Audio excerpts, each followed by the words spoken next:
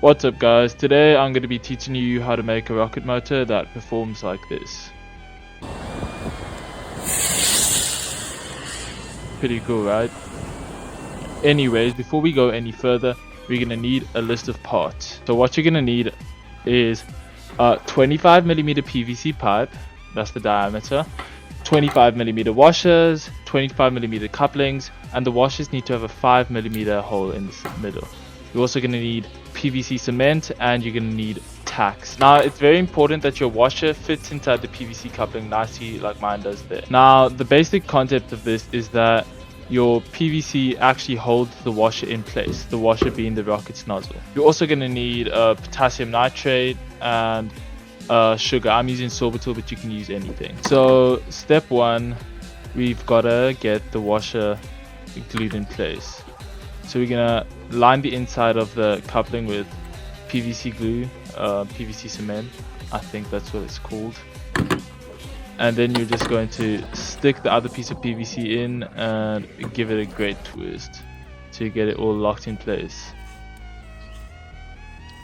You're then gonna cut the PVC off and you're gonna be left with a nice nozzle. As you can see here, obviously clean it up. Now we want around 15 centimeters of pipe. I don't know what you metric people use, but we're going to cut that. Then we're going to go to the other side of the PVC coupling and glue that too and just get it spread nicely all around inside there. Then we're going to put the PVC pipe inside there, the part that you just cut off. At this point you should be left with the motor casing looking like this. Now we've got to go on to the next step. This is where you need the tacks. So we're gonna heat the tacks on the stove, obviously before you put the fuel in, and you're going to use that heat to go through the side of the PVC pipe. We're gonna do this 4 times all around on all the corners of the PVC pipe.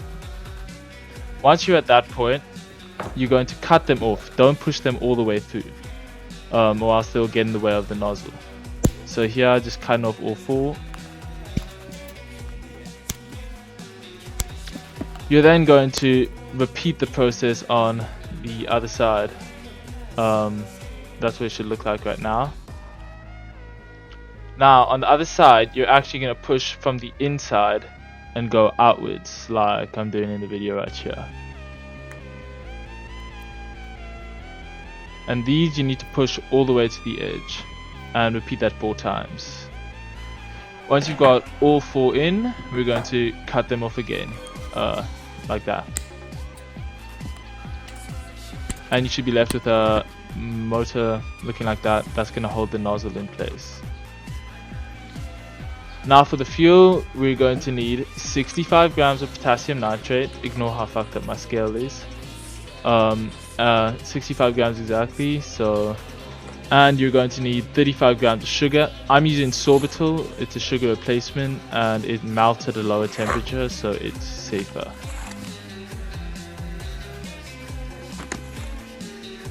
You're then going to want to cook it on low heat till it looks like that, and you're going to want to stuff it inside the rocket motor. Now at this point, once it's inside the rocket motor, you want to use a screwdriver and push it down the center to core it. Obviously this doesn't have the fuel in it because that's a 2 hands kind of job and I needed 1 hand for filming, so it creates a core. Now once everything's in there, you want to wrap it in cling film and you're going to mix up some epoxy, and we're going to use this to seal the front. Obviously you don't want the hole to go all the way through or else the epoxy will drip down the middle. You're also going to want to put some nails in the top after you've put the fuel in, same way that we did earlier, so that the epoxy has something to grip on. You'll see it in a minute in the video. Once the epoxy is mixed up, we're going to pour it in. They're the nails.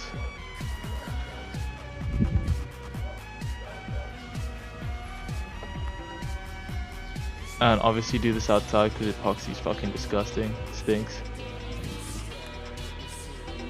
And now we just gotta let it sit for a while.